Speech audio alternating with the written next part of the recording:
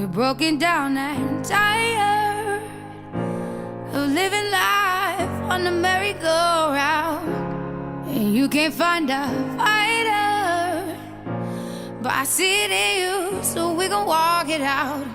Move mountains, we gon' walk it out and move mountains. And I'll rise like the day. I'll rise unafraid. I'll rise up, and I'll do it 1,000 times again. And I'll rise up, I like the waves. I'll rise up, in spite of the ache. I'll rise up, and I'll do it 1,000 times again.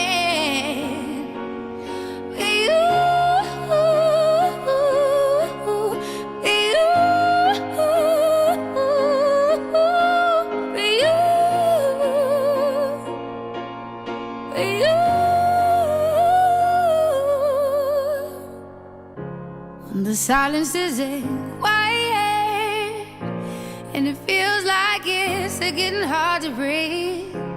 And I know you feel like dying, but I promise we'll take the world to its feet. I reached out to her and asked her to write a poem about boss moms because she the GOAT, for real. Like, she's so bomb. So she's gonna come up and do a poem. So clap for my girl.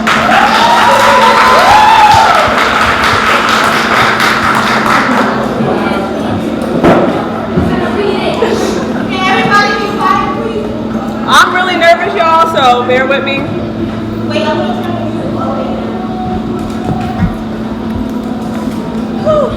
You guys ready? 1 second. We ready for this. Okay, this is for my late moms, my great moms, my old school and up-to-date moms, my lost moms, those I have to get it by any means, no matter the cost moms, my strong moms, those mom was always right and never wrong moms, for my overwhelmed moms who can't seem to catch a break. I just want to let you know that it's okay to make mistakes, because I know sometimes it gets a little bit overwhelming when you're running behind the kids, and can be even harder on a boss mom who's trying to handle her own biz. See, our jobs as moms is really to take care of everyone else. I mean, when's the last time you guys remember you had a moment to yourself? Oh, I don't even think these kids understand the meaning of personal space. How many mornings have we rolled over the tiny feet in our face, getting more than just you ready? It seems we always end up late, yet somehow we still manage to handle everything that's on our plate. With or without assistance, we make sure to get things done, because weakness isn't an option when you're raising a little one. So, for all of my independent boss moms that refuse to ask for help, if no one tells you that they're proud of you, today, make sure you clap for yourself.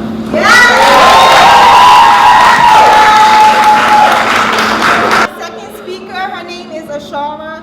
She's going to be speaking on pretty much everything, balancing mom life, work life, entrepreneur life, all that. So give my sister a hand clap.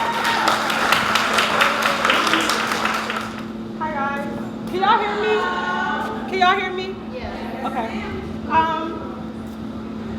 So I'm a full-time hair braider now. I quit my job in March when the pandemic first started because I didn't want to send my son to daycare. In the middle of that, I had to leave my baby dad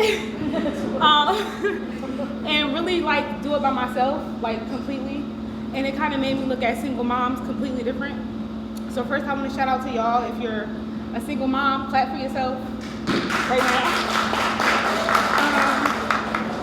It's really difficult, but I just want to be here of motivation to say you can do it. I just graduated with my master's in social work from Mom Brunch University. And I did that in the middle of all the bullshit that I was going through. So I just want to let y'all know that it can be done no matter what it is. Get your money, take care of your kids, and just be about your business. That's it.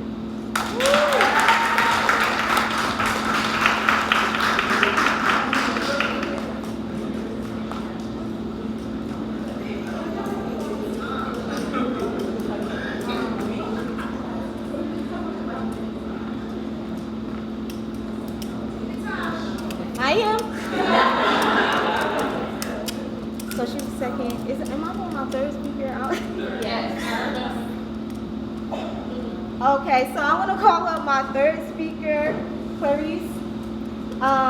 She's gonna be speaking on the same thing, pretty much balancing mom life, co-parenting life. She has a book, so she's gonna tell you a little bit about that. She's a nurse, so she's gonna tell y'all. Give it up for my good sis.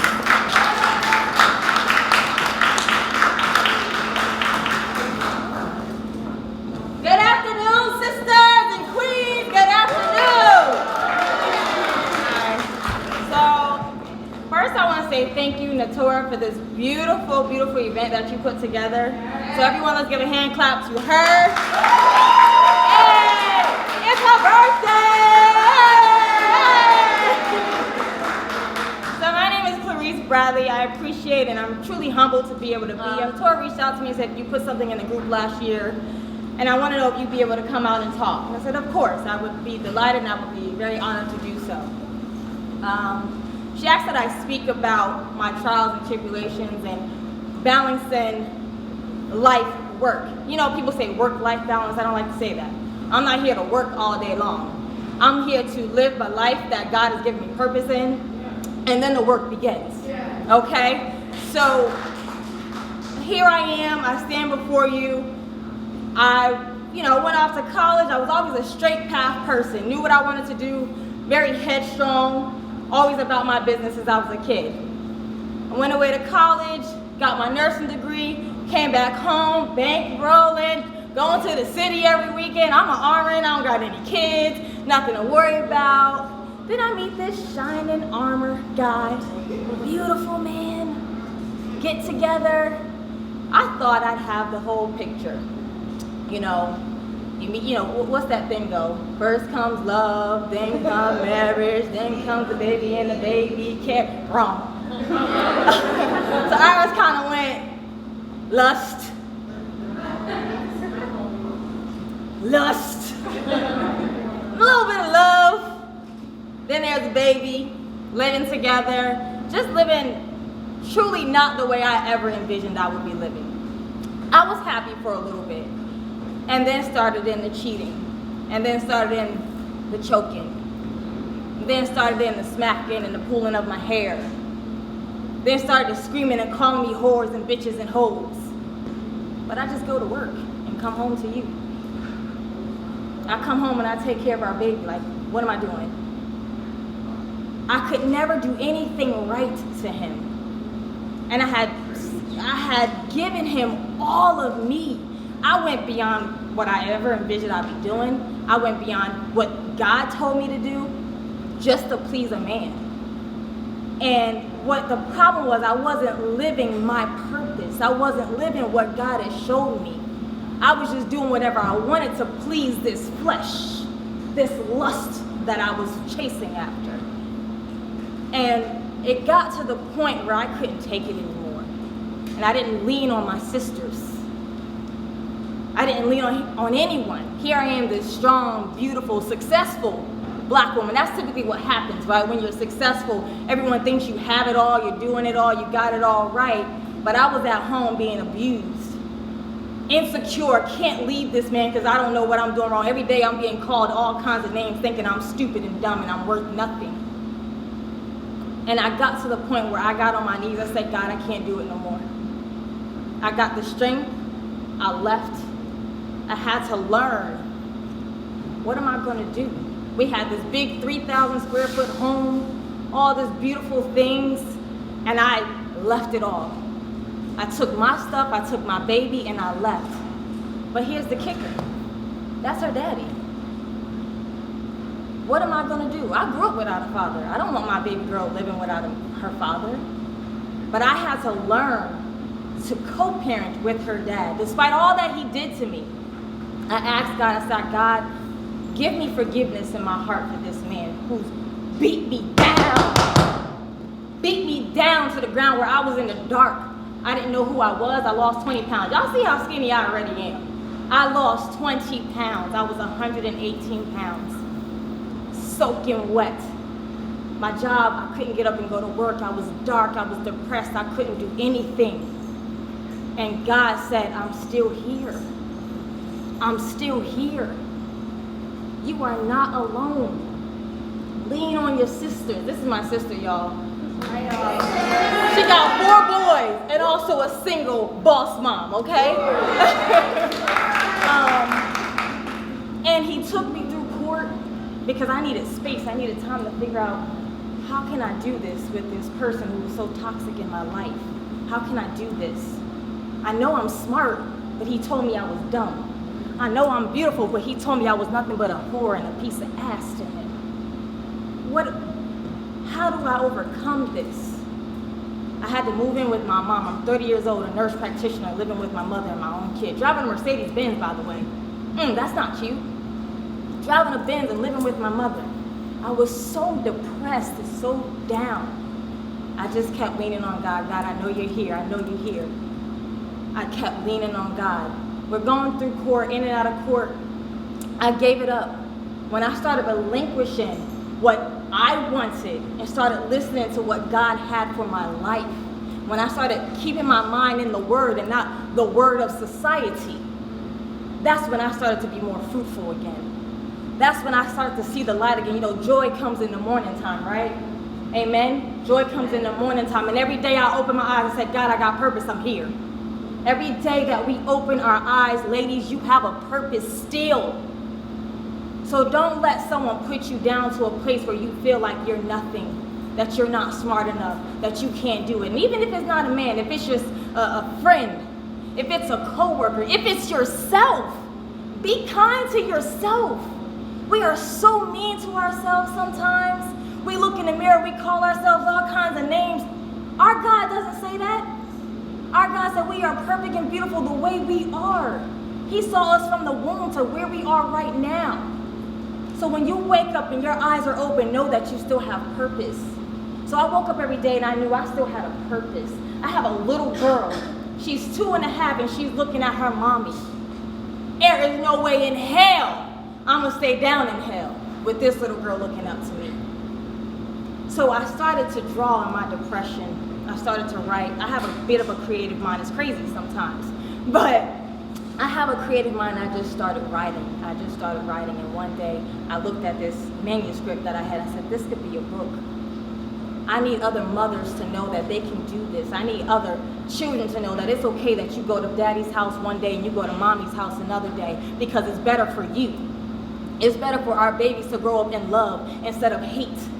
It's better for our babies to grow up understanding patience, understanding respect, instead of them seeing agony and pain in the home. Don't stay with someone because you think it's better for the kids, because you think you can't do it without this person. That's a lie.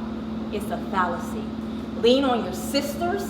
Look at what the Torah did today. Look at this room. You think black women can't come together? Society tries to tell us that we can't do things together, that we're here to only tear each other down. That's a lie.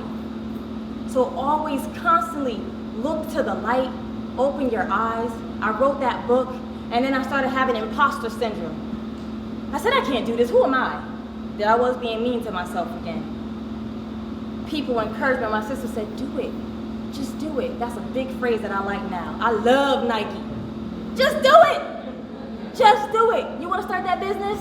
Just do it. You want to start hair clips and bundles? Just do it. You want to open up food and drinks? Just do it. We are the only ones in our way. We are the only ones who are going to stop ourselves. And if we fail, so what? We learn something new. Do it again. Because we can do it. So I'm standing before you today knowing and seeing me today.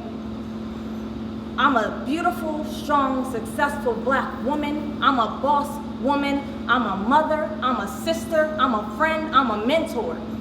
And all that I do, what I am most proud of is I'm a child of God. And I opened my eyes and I am still here. So today I hope that I encourage you to still get out there, whatever it is you want to do, no matter the circumstance that you're in.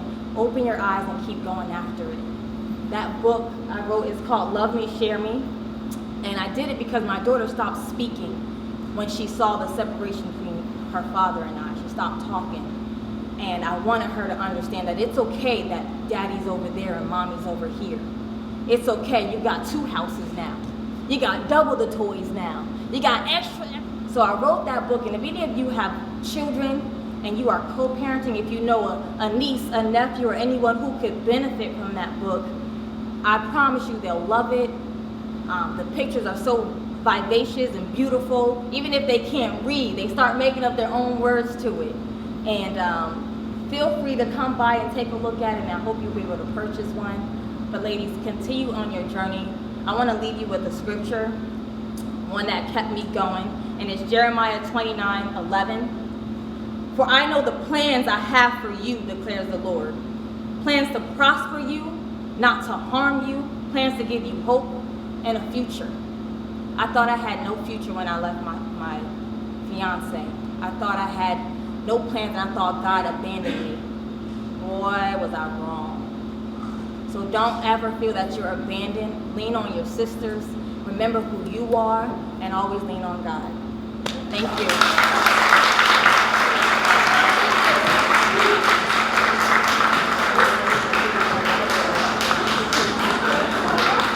Can y'all clap for my sis one more time? She did that up. Thank you. So my next speaker I'm going to call up, her name is Niall. I reached out to her because her story touched me, and I pretty much want her to come share her story because I know a lot of women might be going through the same thing. So give my good sister a hand clap.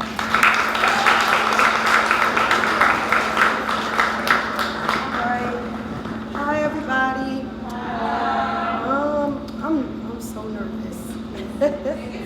But so I guess I'm just going to kind of say what happened to me, and then I'm going to like break down the story, you know, because a lot of people, I know a lot of familiar faces. I know a lot of people already got an idea what happened. So I was shot 10 times by my ex-boyfriend, and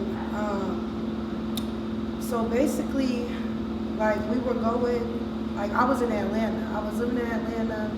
I didn't really have that much family. Like I had like my stepmom and my sister on my dad's side, but like we weren't that close. You know, they were just to get me to where I was going, and then I got there. You know, so I had my own place.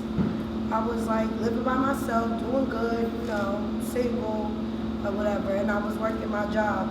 I was a dancer. I'm not gonna lie. I was a dancer, so I met him in a club. You know. And like we just kept talking. He kept calling me. He kept being like, you know, he was just so sweet, you know. And it was for like, he did that for like 6 months straight. So I'm like, all right. He took me on a couple of dates. We was fine. Like it was like we were good. So after that, like 6 months, I'm like, all right. He was like, all right, I want you to be with me. Like, this is what I want. Like, what do you want to do? I'm like, I was kind of iffy because he's older than me. We had a big age gap. He was 39. So, like, I'm 28, so just to let y'all know. So, it was a big age gap. So, I was iffy about it, but then I was like, you know what, whatever. Let's do it. I'm the type of person, I don't really care what people say. I'm not really, like, too big, like, on like feeling insecure about stuff. I mean, besides there was a bunch of eyes looking at me. But yeah, so we were going out. He was a single dad. Then I met his kids. He was a single dad. I'm like, oh, he's a single dad. You don't meet too many black men that take their kids and they take care of their kids. So you like, all right, this is a good dude, you know. So as we went on, like. He had a problem at his apartment. So I'm always the one fighting somebody, trying to be super safe in the house, excuse my language. So I'm like, all right, well, come on, y'all can move here, get your stuff, da-da-da-da. So we moved together. So I think it was like the first month he was there, we were good. Then the second month, I remember he was talking. It was something about his son. Oh, he kicked his son out. And I'm like, I don't believe in putting kids on the street, you know? Like, dude, like, I don't like that. Like, he gonna just be out in the street. Like, what you gonna do? this dude took me by my body and threw me, like, just like picked me up, cause he bigger than me. He's 6'5". He weighed like 300, 350. Like, you get what I'm saying? Like, he big, and y'all see I'm little. I weigh like 150. So he like picks me up and throws me. So I'm like, I didn't even know what to say. I'm like, yo, I just get up off the ground, and I just didn't like say. I just start crying. Like, he like, I'm so sorry. I lost my mind. I didn't mean to do that shit like that. Like, damn. Like, I just get offensive when it comes to my kids. Like, because I've been through a lot with my kids. I'm like, all right, that's understandable. Like, I got a temper too.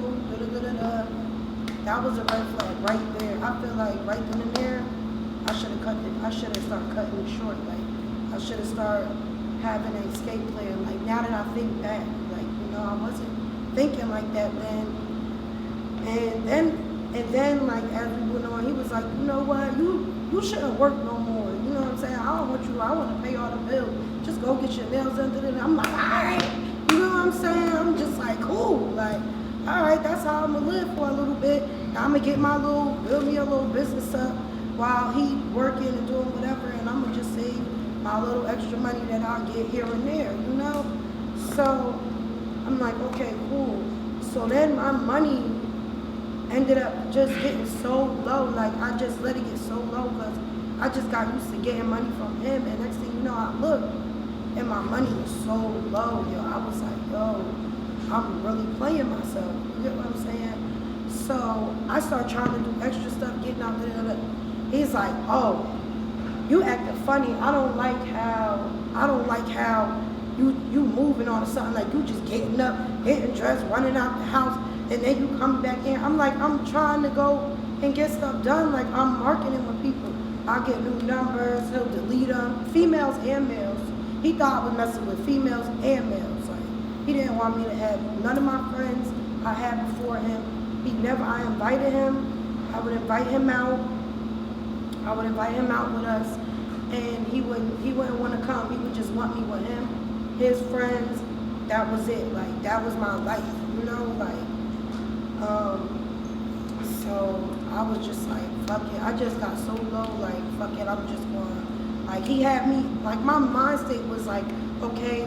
Like, he would pump like, I'm a good man. We in a relationship. Like, why wouldn't you want to just like have your family? Like, I got you. Nobody, they don't got you. Like, look, they ain't answering the, like, you know, just little shit. He'll start pointing out and stuff like that, and I'll be like, you know what, you're right. Fuck them. Like, they don't fuck with me. And excuse my language again. So like, they're not really my friends and stuff like that. So I'm like, okay, cool. So I'm just like with him. Like, I'm just with him. And I'm just in the house, I'm cooking dinner, something new every day. Cause this man said he don't like leftovers. He would just throw the food out. Like, so then, like, eventually I just started getting tired of it, because I'm like, you still, like, even though I was still in the house, still cooking, still doing all this stuff, he was still complaining. So now I'm like, all right, dude, like, you got a problem with everything. It doesn't matter what I do. You're gonna have a problem with whatever I do, because you're unhappy. And I said that to him, like, we got in an argument, and I said that to him, and he popped me. He just started popping me upside my head, like, so hard, and his son was sitting there, he like, Dad, stop. Like, what are you doing that for? Next thing you know, he had me, like, I started fighting back. And he old, so I kicked him in his knee, like, you know, dropped him to his knee. So now we fighting and stuff. And I'm like, you need to stop hitting me. So somehow, I don't know, I just stepped back, and he got up, and he took me by my neck and lifted me up off my feet until I fell asleep. I dropped to the ground, like, I woke back up, like, it was quick. It was a quick pass out, and I, like, got back up, and I'm like, you know what, I'm done. I'm leaving this dude. Like, I'm leaving. I started packing my shit, whatever. He like, you're not going nowhere. You can't leave. Like, you better stay in that fucking room. I swear you better stay in that room. I stayed in a room. Like, I just stayed in the room because I'm like, man, this dude's so big, like, and and I can't fight him, and nobody's coming. You get what I'm saying? So that's just how I felt. So I stayed in the room. So then he had went to work, and his son had left because he would leave. His son was with the BS's dad was too, because his son was 17. So if I would leave the house, he would text his dad. You get what I'm saying? So yeah, he was like, oh, she leaving, oh, she going, oh, she doing this. So it's I had two of them kind of on me, not just one. So I was just like, oh, I'm about to go to one of the friends' houses that he knew it was his friend's baby mother, because that's the only person I could really be around until he ain't really wanting to be around him either. But that's another story. But yeah, so I was calling her. I told her what was going on. She wasn't mad. He didn't know that her and father wasn't talking for the moment. So she was talking to another guy, and they had in Atlanta, they got some of these buildings that got gates. You can't get in. You can't get in some of the buildings, in the parking lot, unless maybe somebody might be there. You gotta run in after them, but it wasn't that type of gate. So I stayed there for a couple of days. He's calling me, talking about where you at. Oh yeah, he had my location 24/7 too. But yeah, so he calling me. I turned my location off, and I'm like, man, I'm not coming back there. I'm not messing with you. I'm done. You know what I'm saying? Get out my apartment. I'm done. So then, I tried to call the cops, but the cops was like, you had to be there. I'm like, I am not about to be. Atlanta cops are different. They don't care. I'm not about to be there so we can have the conversation and then y'all leave and then I get beat up. You know what I'm saying? I'm not doing that. So I just was like, you know what? Forget it. Never mind. I just told him never mind. And I stayed at my friend's house for 2 days. And then he finally was like, you know what? I'm gonna get out. I'm gonna just get out.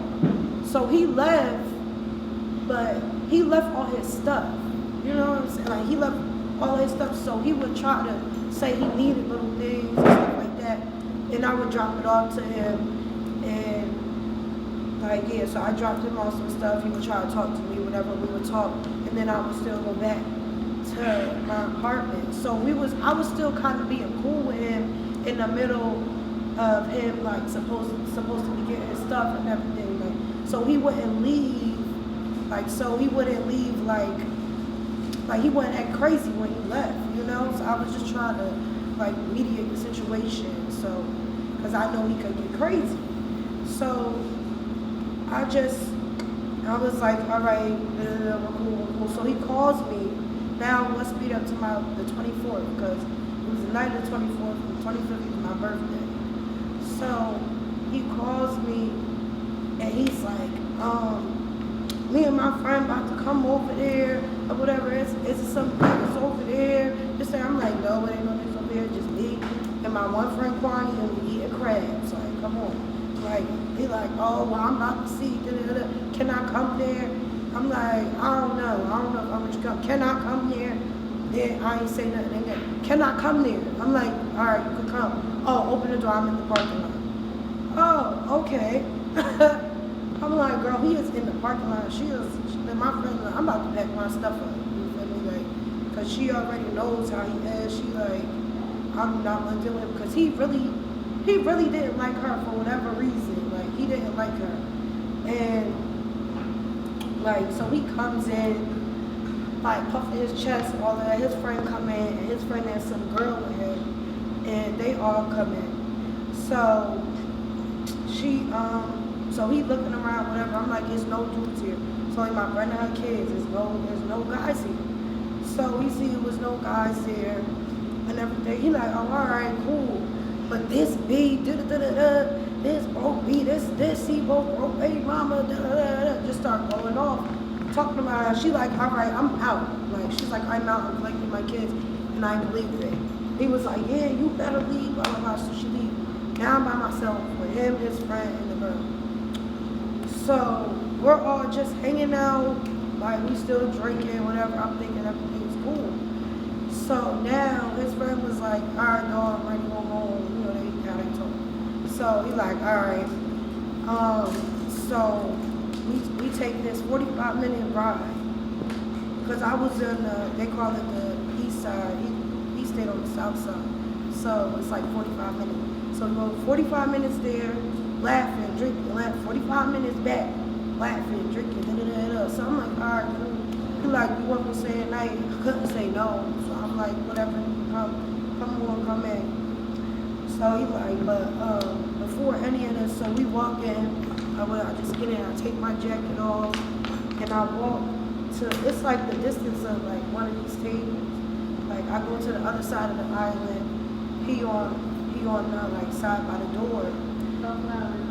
And he on the side by like the door, and so he asked me like, are you done with me? Like, I'm like, I don't really want to talk about that right now.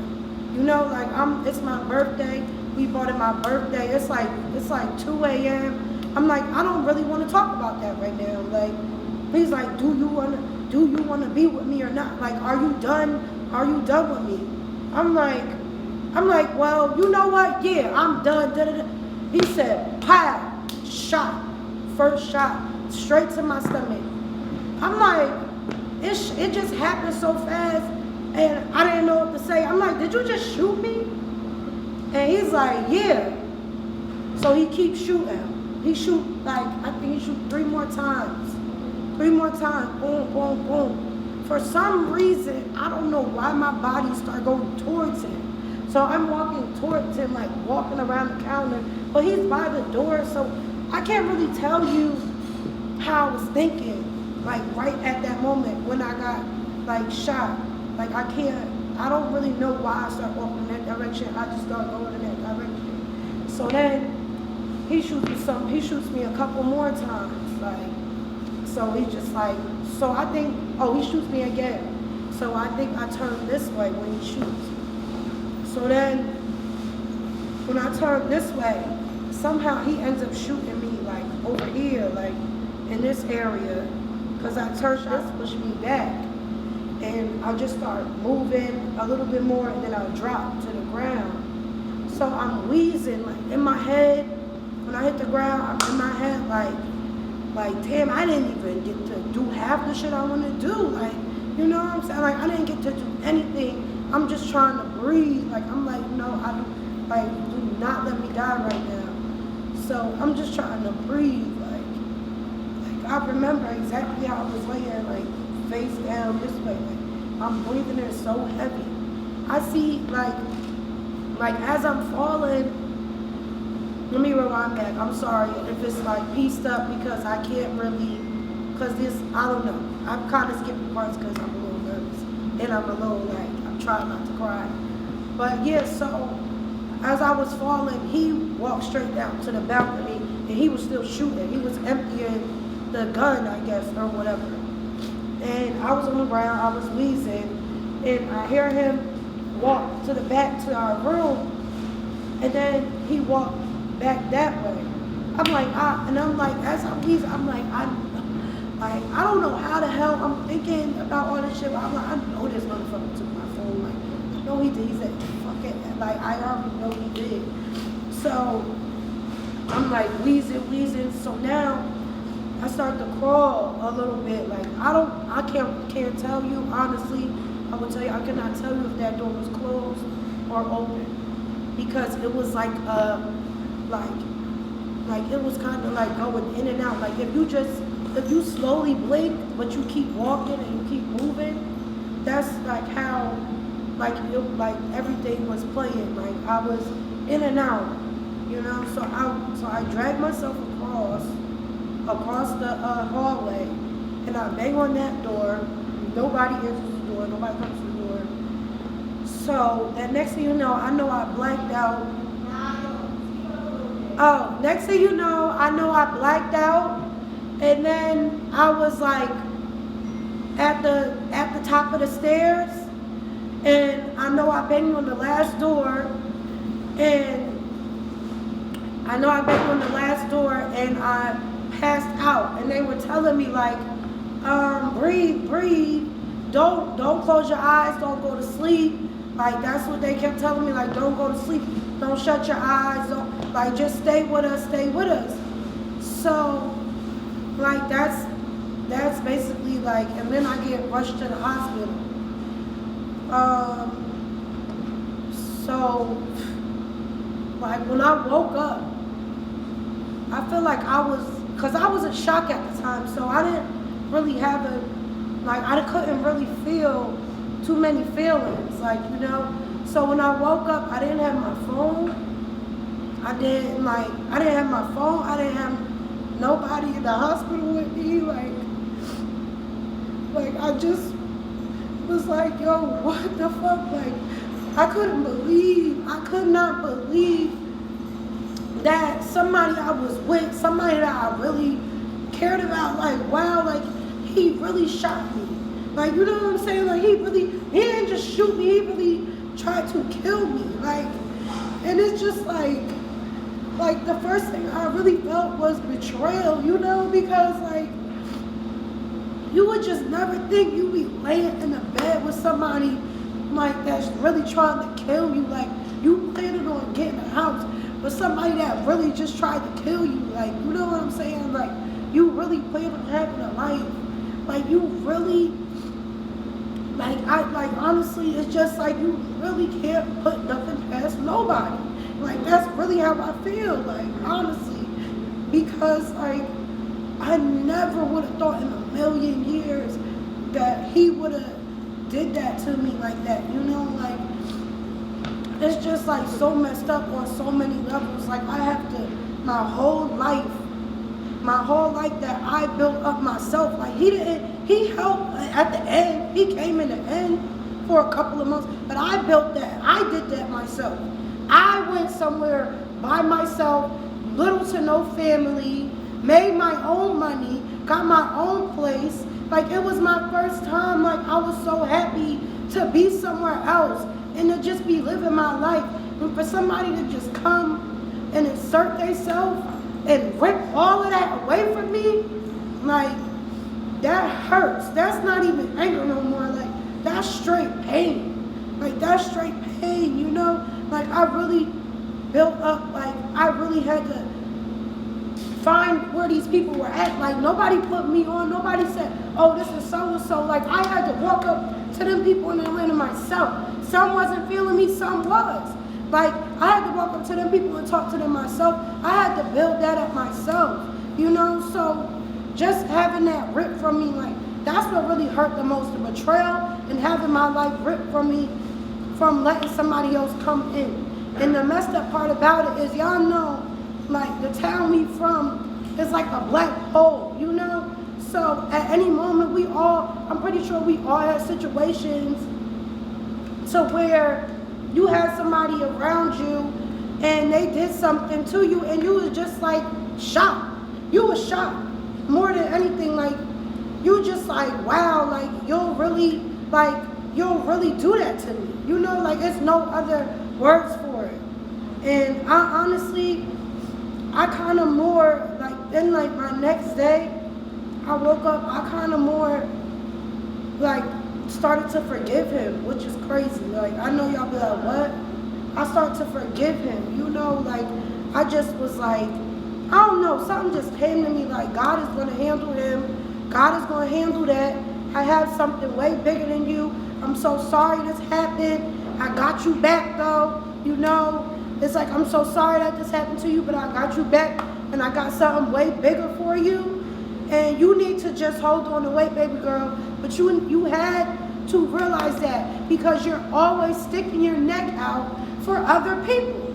You know, you're always inserting someone into your life, and they always make you do a left turn. You know what I'm saying? Like, and I feel like I just kind of needed that lesson in life. Like, I just needed that lesson to just next time like, anybody comes in my life, friend or man, I'm gonna sit back like, hold up, like, you know, like, I think we can do great for each other being in our own squares, you know, like, I think we can do good for each other being in our own squares, and we'll step in every now and then. But codependency is not the thing, like, no way at all. Like, when people are attached to you, or they want to, I feel like they want to move so fast, and they want to just, even a man, he wants you to be his girl right away, and it's like more like an ownership than a relationship, you know? So I feel like the lesson I really learned from that is to learn how to learn when someone is codependent of you, learn when someone is just trying to suck all your energy and they got plans for you and they're not looking at your plans. You know, like, when you see red flags, just cut it right there, because it's not going to get any better. Like, it's not. And I mean, that's all I really have for y'all. Like, I don't know what else. You know, that's all I really got for y'all right now, because anything else I'm about to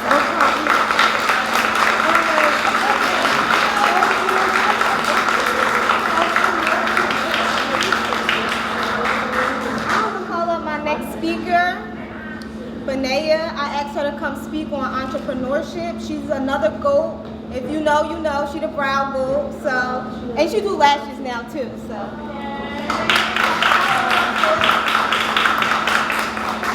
Thank you. I'm nervous. All right. I've been asked to speak about my business.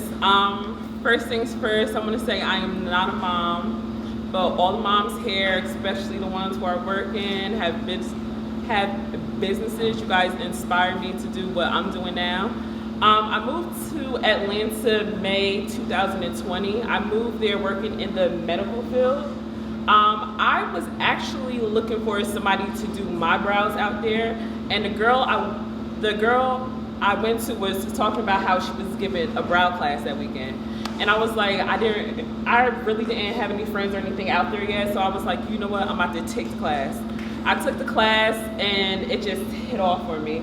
I came out to Jersey to visit like 2 weeks after. I started taking appointments and I started being booked up maybe like the end of the next month, which was like June 2020. Within the third month of me doing brows, I quit my job out there and I decided to do it full time. That was very nerve-wracking for me because before I moved, I just graduated college for business. I really wanted to work in the business world, doing business management and marketing, but I couldn't get into the field. It's kind of hard to get a job straight after college. So I went out there hoping that I could quit the hospital and get a business job. That wasn't working out as well. So I just was like, I'm gonna do the brows full time. I started taking appointments here, being I knew more people here in Jersey, and I was coming out here once a month. And I just started to be booked every month I came out, like 4 weeks ahead of time. So I just knew that this was the path that God had for me. Probably 8 months in, I started to give classes. People were probably asking me 3 months in to teach them how to do brows. So it's kind of surprising to me how quick, like, it just kicked off for me. So I started giving classes in March. I just gave my second group class. I do a bunch of private classes too. And now I am looking to open up my own salon where I'll be hiring people to do brows and lashes. So hopefully I could do that sometime before October. I just want to let everybody know here, when you're doing something like that, especially in this area, people get discouraged because it's like everybody does hair, everybody does this, everybody does that. But if it's the path that's meant for you, it's going to work. So, like, take classes, try things, do your marketing, and just don't think that you can't do it. We see people on Instagram and girls and stuff, and they got these big businesses, and their life's just popping, they got all the money, cars, and everything like that. And we look at it as in we can't do it, but it's right there for us. And I am a living testimony of that because it happened for me within a year. So I'm just, yes, it happened for me within a year. I feel like my move, it also helped that. Once I got out there, it just was like there's no reason to be scared anymore. So that's about it. Don't be afraid. I just want to thank all my speakers. I really appreciate you. Some of the women I don't know at all, and I reached out to them, so it was kind of like, I was like, dang, what they gonna say? I was a little bit scared, but I'm actually glad that, you know, they trusted me and wanted to be a part of this event. Before, like I said, before I move on to the next part, I'm nervous, so I'm gonna talk a little bit. So I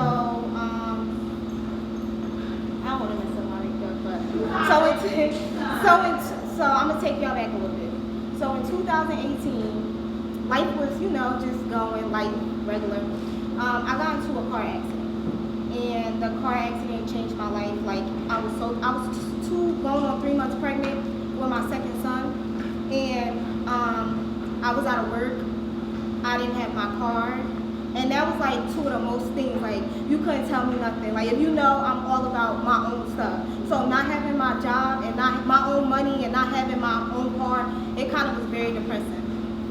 And after I had my son, I became a stay-at-home mom. And I just want to say I have a different level of respect for stay-at-home moms, okay? When I say we complain about our jobs getting on our nerves, but it almost felt like every day I was home, I kept saying like, you know, work was my break. So I felt like I would have rather been at work at that moment. So I was out of work for about 2.5 years, I want to say. So finally, I was looking for like a little part-time job, being that I was just getting back into the swing of things. So I went for an interview, and like I said, I was just going for like a quick little part-time. And when I got there, the lady actually offered me a supervisor position, and I took it. So I was a supervisor for a couple of months, and it just became very overwhelming. And one thing about being depressed, once you come out of it or start to come out of it, you learn that you never want to be in that place again. So I want to say it was about 6 months. I kept saying, I'm gonna stick it out, I'm gonna stick it out. Listen. Yeah, one day I was like, I'm done. You know, like you get tired of people taking advantage. And I'm the type of person, I know my work.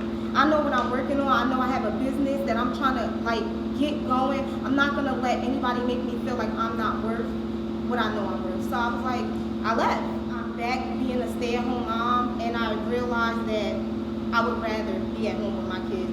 Because if I'm gonna let anybody give me a headache and stress me out, it's gonna be my kids. Nobody deserves that. My mental health was going down the same path it was when I was depressed, and I was like, I'm not letting no job stress me out. First of all, you ain't paying me nothing crazy, I'm out. Like, it ain't even that, you know? So I left, and I pretty much felt like the Mommy and Me Lounge was my breakthrough. When I started it, I was so like skeptical about launching because I launched during the pandemic. So I was just like, and if you know me, I'm such a perfectionist. Like, I'll be trying to make everything perfect. I'm like, this not ready, that's not ready. I launched it. The first day that I launched my Facebook group, I got, I want to say, and I might be wrong, over 500 members. But literally, my goal in that 1 week was 500 members. I had 2,000 members in 1 week. And I just feel like when I started, I was still depressed. Literally, the Mommy and Me Lounge brought me out of my depression because there was so many women hitting me up from different states, anywhere you could think, like telling me their story. I'm giving them advice, and I'm sitting back like feeling crazy about myself. Like, you complaining? Like, other people got things going on. You got it good, but it could be worse. So when I say like the Mommy and Me Lounge has brought me to where I'm at today, I couldn't be more thankful, and I truly just want to thank the tribe for trusting me. All the events, the donations, and helping me, my family, every little thing, I'm extra. So even with this, like, I know y'all seen, like, we was on a little time, whatever, and I was going crazy, but look at the outcome. Like, it looks so good in here. Like, we really did that, and I appreciate y'all, and I just want to say, no matter what, I'm running off like 3 hours of sleep, no lie. I pulled the all-nighter. Like, I just put my all into this because it's my passion, it's what I really want to do. I love helping people, and there's nobody I love helping more than mothers because I truly know how it feels. So I just want to say, if you're feeling depressed, if you're going through something, talk to somebody. I know some people don't trust people and be like, you know, I could deal with it. You can't. You can't. Even if you got to talk to one person, talk to somebody. And this event came about because I started the Boss Mom Hustle campaign. I started working on it in February of 2020. And pretty much everything that I created as far as my products is real life for me. I came up with the journal and a pen because if you know me, I write, I journal a lot. I manifest everything in my life. It's real, and I hate to kind of use that word now because I feel like it's so running to the ground, like it's so cliche, manifest, but it's real. That's why I made the journal and the pen set, the planner. My life is a mess. I'm often very unorganized. That's why I made that for any mom feeling like they need balance. The planner is really good. The mugs, I'm just like, they cute. Like I created something that I love, and it really just be making me feel like, because I'm gonna take y'all back real quick again. Like I said, I started working on this February 2020, so I was able to get 2 of my products. Then life happened, and I couldn't get the rest. And it's like, I'm not dropping that collection without the rest. Like, I couldn't do it. So, and during that time, I was so mad because I felt like, why is this happening? Like, I finally found something that I'm doing it. It's going on the right path, and then boom, life happens, and it's over. I could have gave up. I kept going. This day last year, I was so mad because everything I'm doing this year, I was supposed to do last year. The products, the event, everything. It didn't happen. But guess what? I kept my faith. I said, girl, you want to make this happen. And I made it happen. So I just want to tell every woman in the room, if you want to do something, just to piggyback off of what everybody else, do it. Do it. Do not let nobody stop you. Don't worry about what nobody else is saying. And thank y'all. And thank you for celebrating my birthday with me. Thank you. It's my last year in my 20s, and I feel like there's no better way to start it off like this. I feel like with this event, I set the tone for the year. So for me being 29, I'm gonna keep going. Like, this is setting the tone. Like, I'm going on. Like, put on my own neck for real. Like, so that's it. Thank y'all. So the next part I'm gonna go into. If you've been to any of my other events, I usually give out roses and quote notes, but this year I just felt like I wanted to name it like something different. So I'm giving you guys your flowers while you can still smell them. So what I did was I made little quote note cards, and it's so funny because every time I do this, when people post them or reach out to me, they always feel like the card they got was meant for them. So if y'all post them, tag me or whatever. So if I don't, all right. So I guess I'll just call y'all up by name and y'all can come up and you can take pictures of us. Okay. Since you want my face playing, Shaquila, you can come up. Thank you for coming. I appreciate you.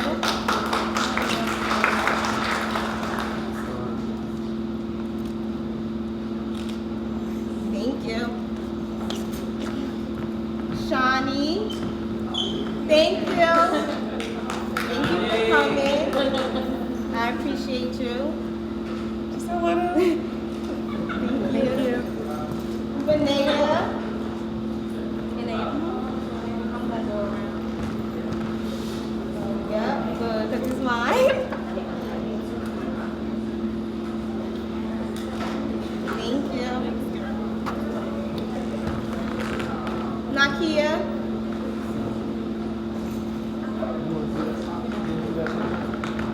I just want y'all to know she be cooking. And the wings, baby, that Myra's special sauce, y'all need to reach out to her. Thank you for coming.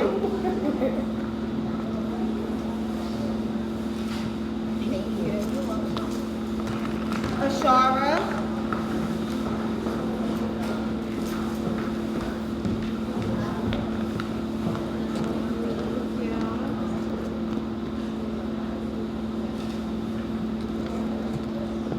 Felicia.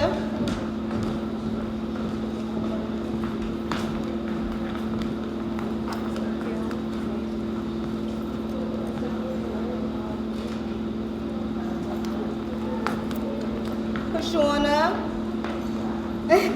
You guys go singing. I'm gonna be professional. Thank you.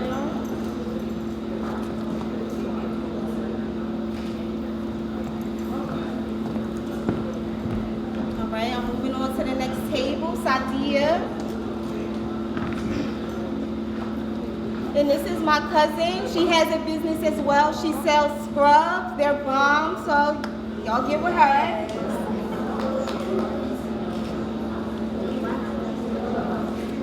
Kadia.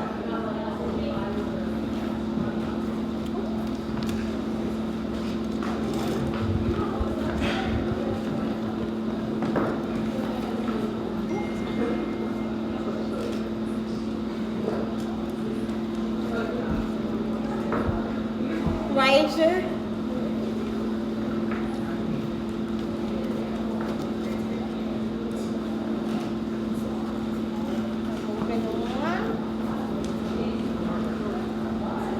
Yeah.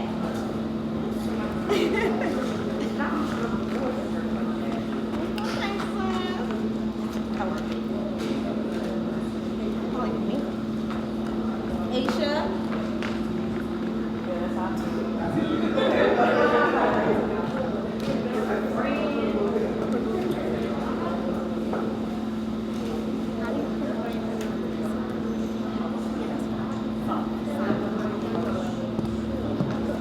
Sala.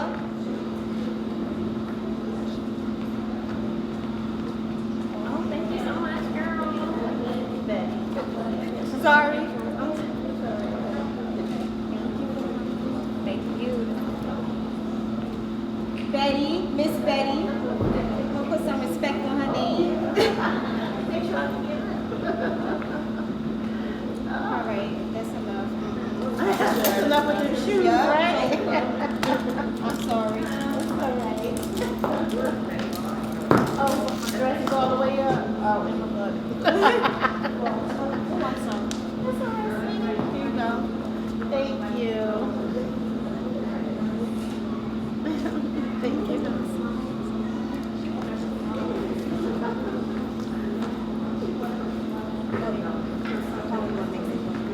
Terry.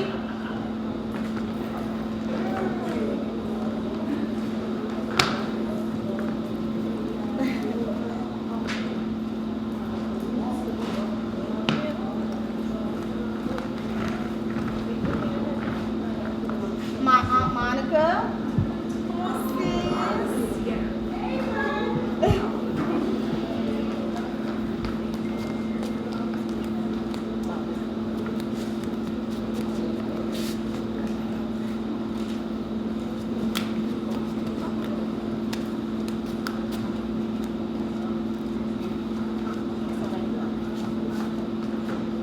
Tahisha.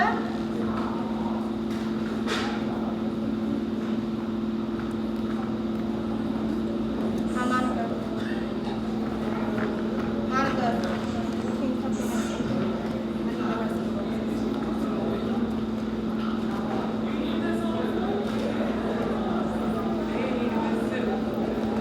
Elaine.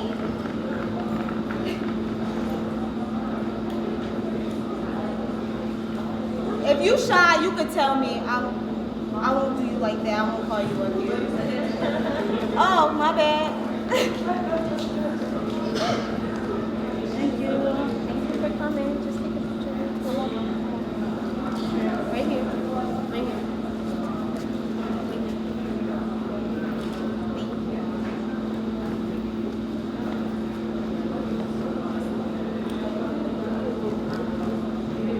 Cassandra. Girl.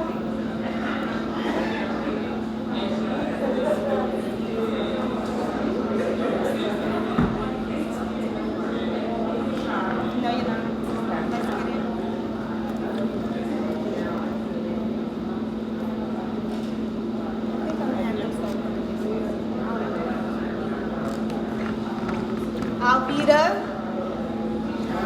And I personally want to thank Alvita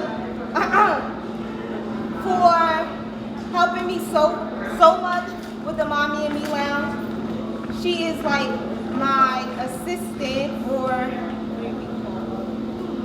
but I appreciate her so much. She holds the group down. She holds the tribe down.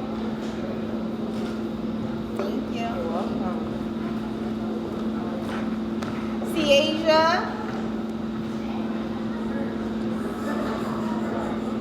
Siobhan Artistry. Oh, she's responsible for this beat on this space. She has cosmetics. Y'all check her table out over there. Thank you.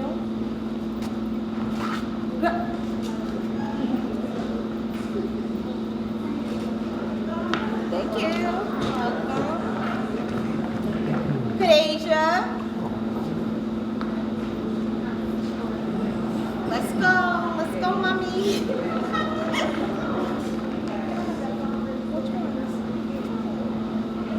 You fix their own role. Girl, get over it.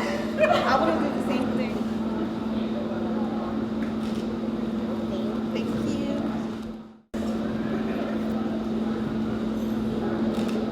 But she has a business, Yo Cupcakes. Check her out.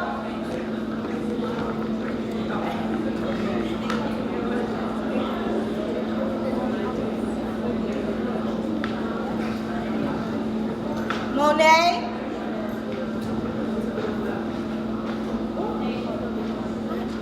Did she get up?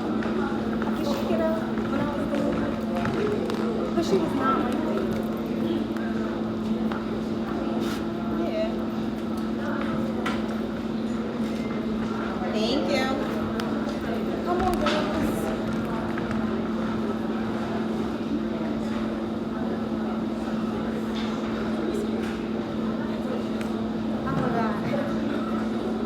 Jahari, right? Yeah. Woo. I ain't even had no mimosa shell.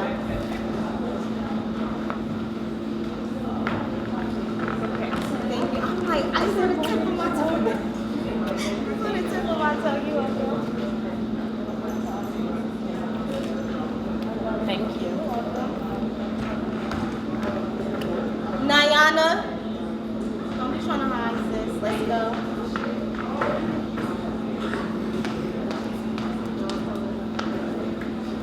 This is my little sister.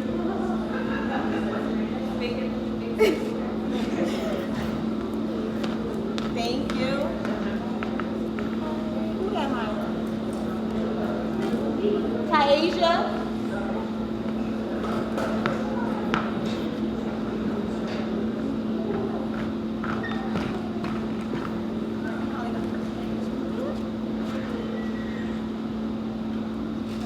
Thank you.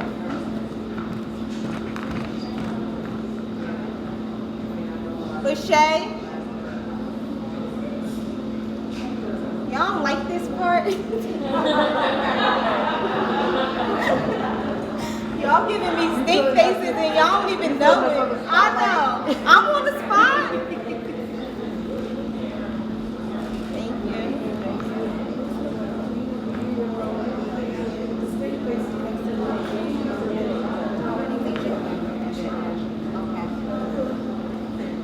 Asia.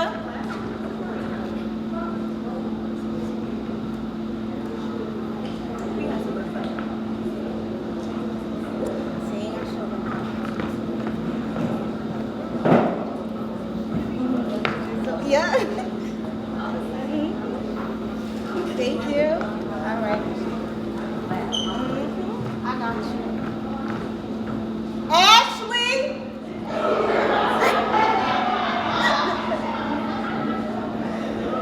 She told me to do it. I don't know. Thank you.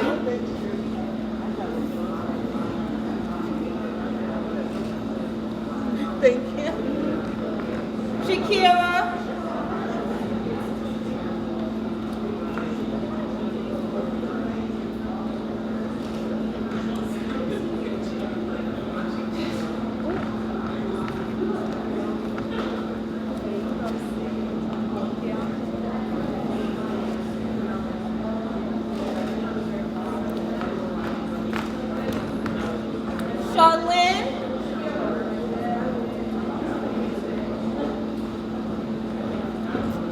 y'all. Give me a second.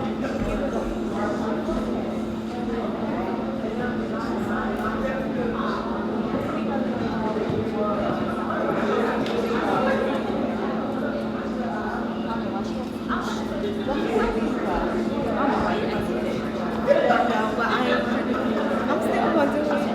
She said that. Thank you.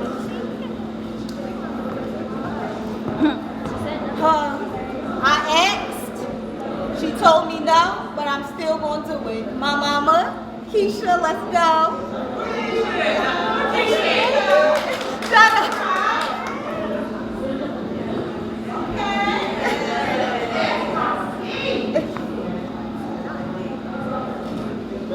Thanks, sis.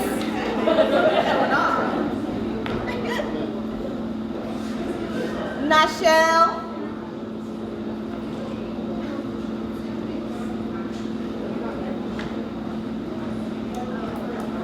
Yes, sis. Sis got her little model. Go. She get on.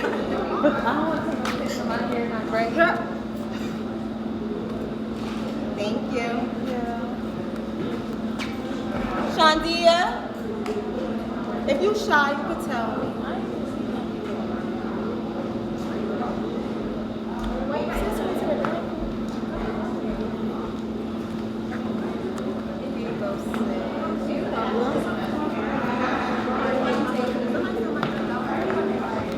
I gotta double back real quick.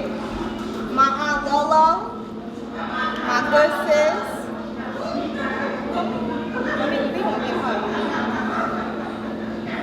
Ain't she cute, y'all? Look at her. Look at her. Huh?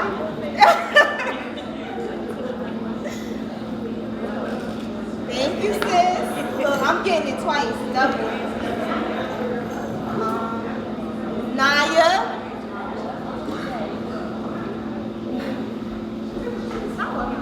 This is my little sister as well. I'm the big sister. Thank you.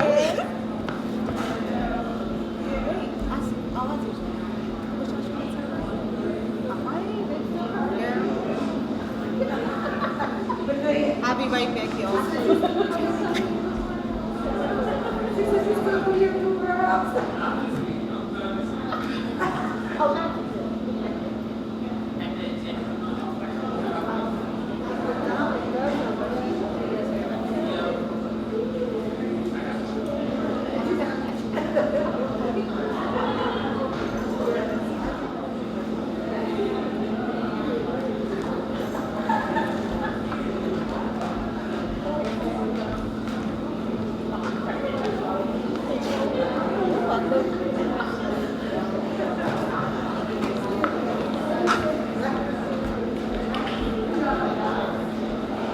My good sis Ange.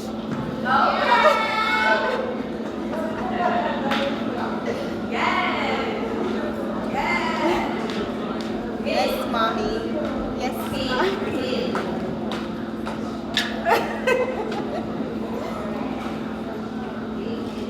Thank you. Toya.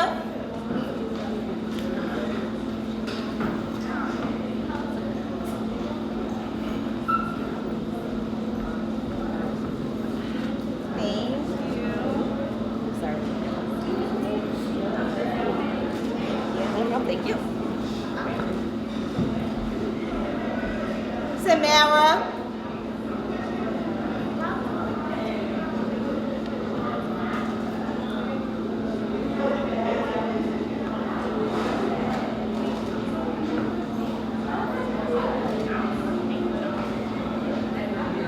Here we go. Let's go, mommy.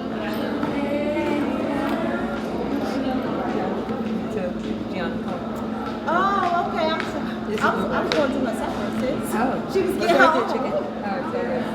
Sorry, come on. Here, look, let's go. Be careful. Oh, that's right. Turn around. Don't do sis. I'm trying to get it together. Thank y'all. Appreciate it. Come on.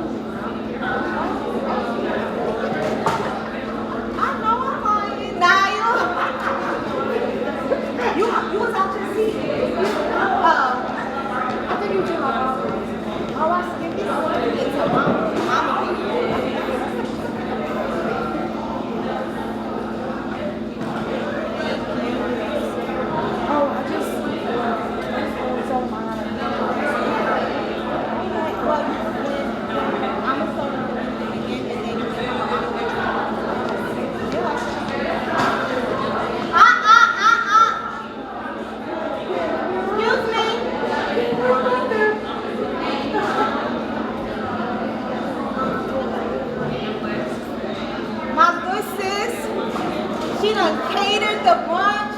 I'm not gonna tell y'all what she did, but thank you, sis. I appreciate you.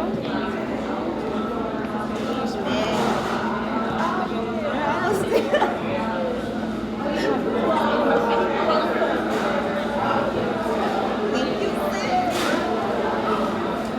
Malaysia.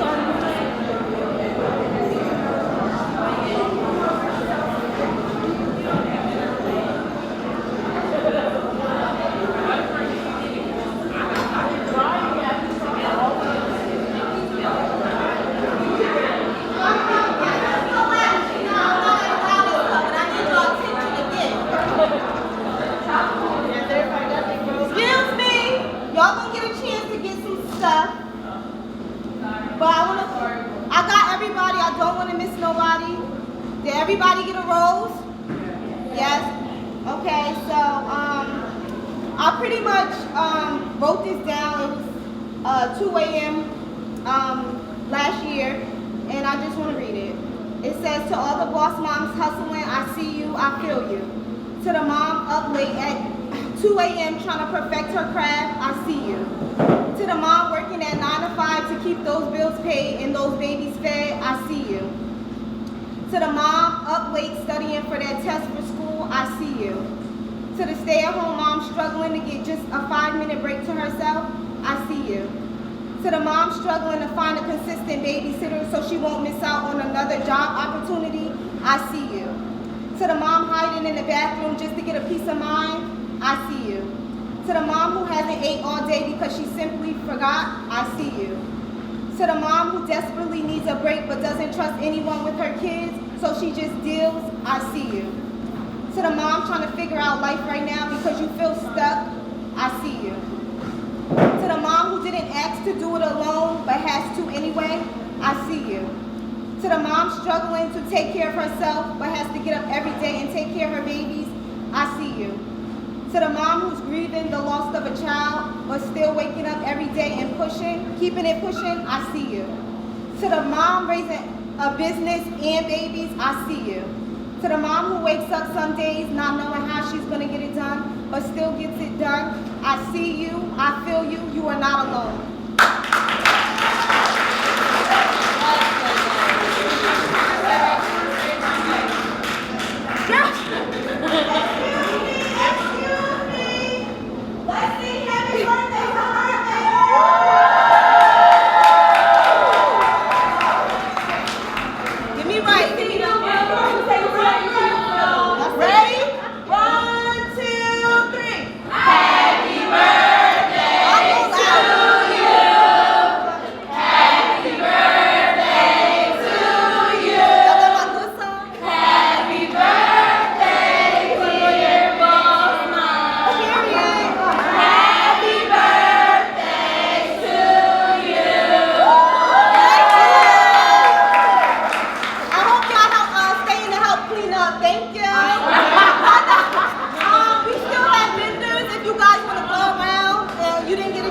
by, please go by with these businesses. Thank y'all so much.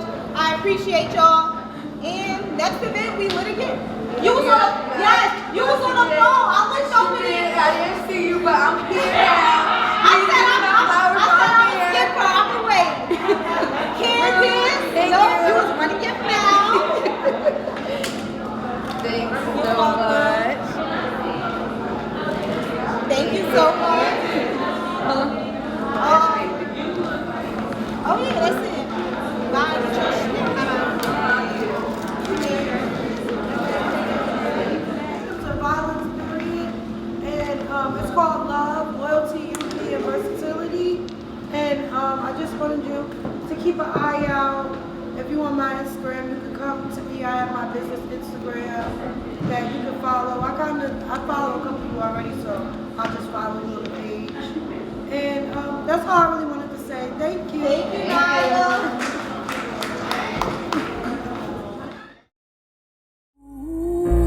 Mountains, bring it to its feet. Move mountains, and I'll rise up. I'll rise like the day. I'll rise up. I'll rise unafraid. I'll rise up, and I do it 1,000 times again.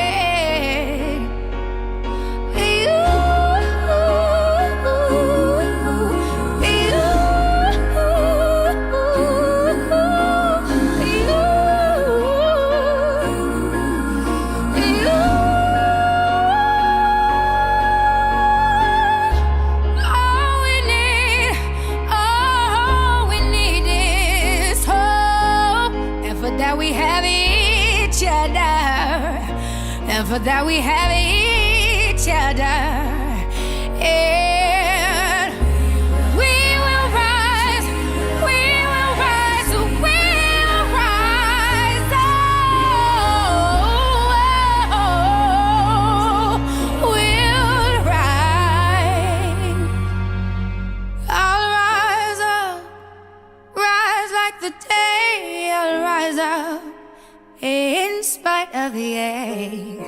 I will rise 1,000 times again, and we'll rise up.